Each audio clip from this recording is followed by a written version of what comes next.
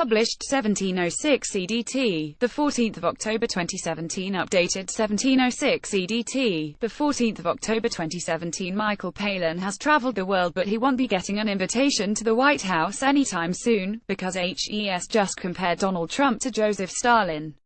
Since Trump's election, I can see there are similarities with Stalin's style, trying to be the strong man who can say anything, says Palin, the legendary British funnyman and actor who now stars in The Death of Stalin, a new black comedy about the Kremlin inner circle's jostle for power after the brutal dictator's death in 1953, but Trump didn't quite know what he was doing after he was elected.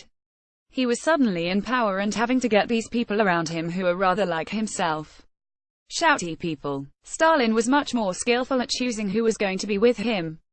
Michael Palin, a founder member of Monty Python's Flying Circus, is uncomfortable with the word legend, so hang on. Palin is really saying that the current American president can't be compared to the monstrous, murderous Stalin because he's too stupid. I don't think he can.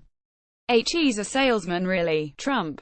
That's what he's good at, doing deals. That's a breathtaking insult from the normally affable Palin, founder member of Monty Python's Flying Circus and famous for movies such as Brazil and A Fish Called Wanda, as well as the many spectacular travel programs he has made all over the globe. Today he'll talk movingly about the plight of his fellow Python Terry Jones, who has a form of dementia that is robbing him of speech. But for now we're discussing his superb new movie from Armando Iannucci, creator of the political satires Veep and The Thick of It, so comparisons with a modern day and Trump are inevitable. And Palin has a punchline, an even bigger insult for the president. I see Trump is more like Mussolini. Mussolini always juts his chin out and turns away at the end of a speech. It's frightening actually how similar it is. Michael Palin as Molotov in The Death of Stalin. Palin is brilliant as Molotov, a loyalist who can't bring himself to speak up against Stalin even after death. The Death of Stalin is a new black comedy about the Kremlin inner circle's jostle for power after the brutal dictator's death in 1953. Simon Russell Beale Center and Palin on right in The Death of Stalin. Palin says Trump's personal style is similarly over the top to the Italian dictators. Yes, slightly puppety, it doesn't quite feel real.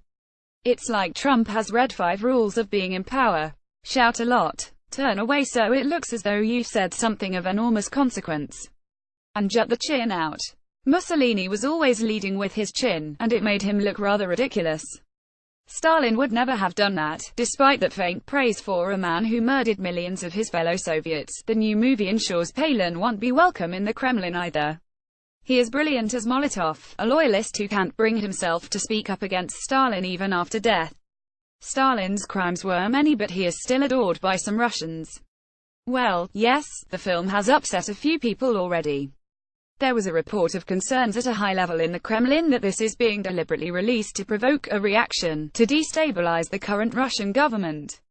It will make some enemies somewhere, but fair enough. Michael Palin and Terry Jones in 2005 right, and in 1984 left us. We sit tea together in the quiet study of Palin's North London home, with the trees rustling outside the window and the sound of schoolchildren playing in the distance. I ask this mild-mannered chap if he would like to confirm that he is not part of a Western conspiracy to overthrow Vladimir Putin. Yes, Palin doesn't look like a troublemaker in his cream slacks and French blue shirt with his swept-back hair silver at the temples.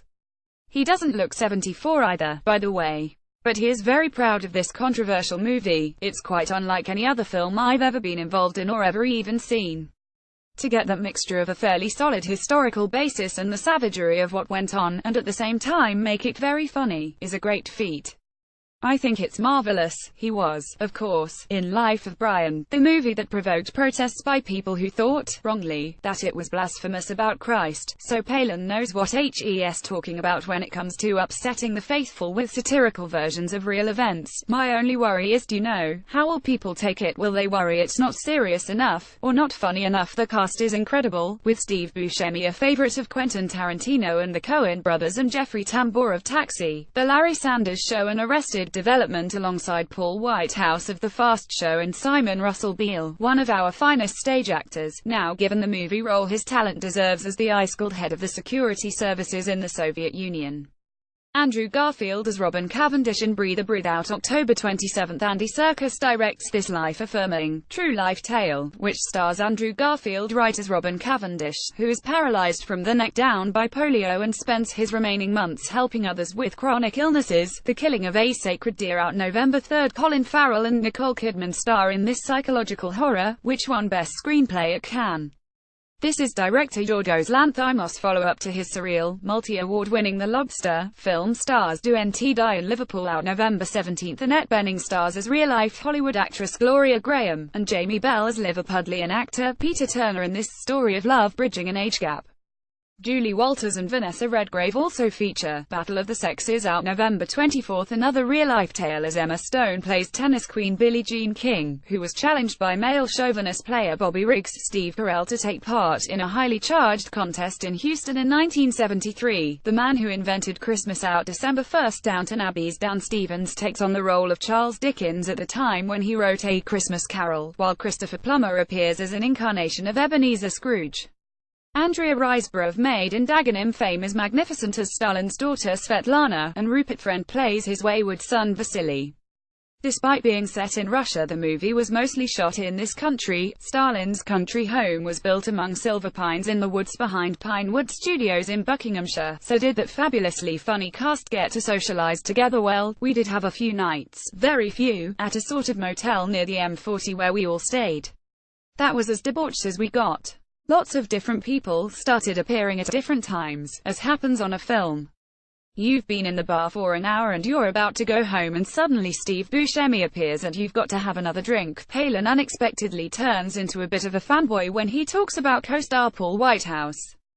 Paul is a very good character actor, which is what I always find the funniest thing. Not someone telling endless jokes.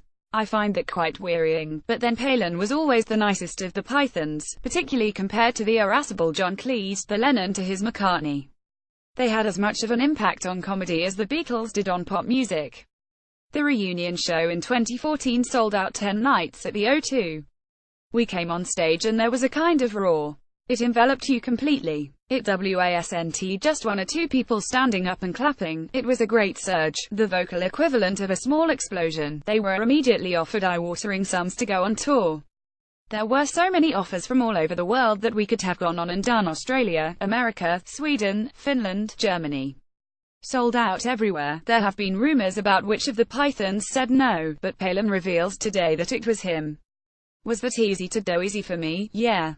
The money thing wasn't so important to me because I didn't have quite so many outgoings as John did, because of his divorce and that. Poor old Terry Jones had bought a house and had divorced and had quite a lot of expenses.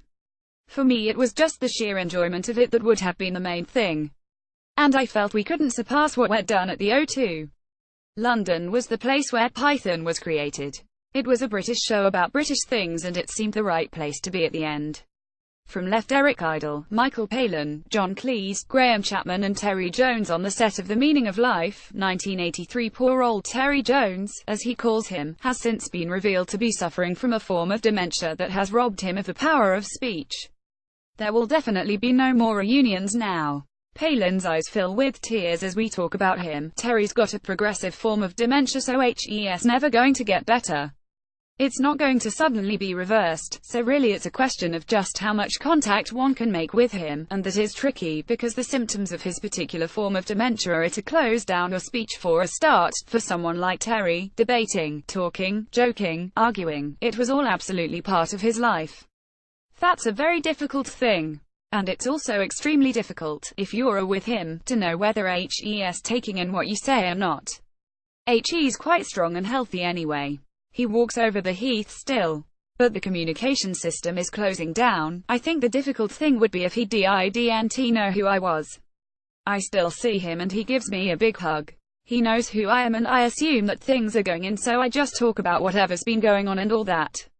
And chat away. Whether he's taking it in or not, I don't know. I don't think anybody does really. It's very, very tough. It's the vanishing away of the person you love that hurts, even while they are still here. It's not like somebody with a physical illness or even a cancer or something like that, where you can see their determination. With this, it closes you down. They're kind of receding into the distance. Oh, it's horrible. Does this make him think about his own mortality? I do think about that, but only occasionally. I'll come into my room here and think, my God, I'm never going to read all these books. I've only got another 10 years, maybe not even that. So that gives you a jolt. But I kind of ignore it and try to carry on in the spirit I've lived most of my life. And how would he describe that? I'm quite home-based, despite all the traveling I've done. Or perhaps because of it. We have strong family ties. All our children and grandchildren live in London. That's important. The rest of it is just about being in the fortunate position of being asked to do all sorts of different things and being able to indulge all sorts of interests. So it's a pretty good life. I try to do as much as I used to, but you're reminded every now and again that you can't, so you have a bit of a lie down. Palin has no tricky divorces to pay for, having been married to Helen for half a century. Their 3 children have grown up. They still live in the same quiet back street, in the white period corner house they bought in 1967, although they've also bought the one next door and the one next door to that and knocked them all through. How has he stayed married for so long? Inertia. Well, inertia and humor actually. We do have occasional rows, but generally we both have quite a good sense of humor, so we can diffuse things. Or rather, you don't go over the top in a row because you know you're going to get laughed at. He has learnt to adjust to other people calling him a legend. Or a legend, as I always call it. I don't know what it means. A legend is something that probably didn't happen, so that seems fair enough on Helen keeps his feet on the ground. We do have situations my wife particularly cherishes. We'll be in a cab and the driver will say, I know you from somewhere, don't I? And there's no point beating around the bush, so he'll say, yeah, I'm Michael Palin. And he'll say, who? He laughs, genuinely pleased. And when I ask if he would be brave enough to go to Moscow to promote the new movie, he says, will they recognize me? I hope not. It's a measure of the man that Michael Palin, the legendary python about to star in a film about the death of Joseph Stalin, genuinely seems to think they want. The Death of Stalin is in cinemas October 20th.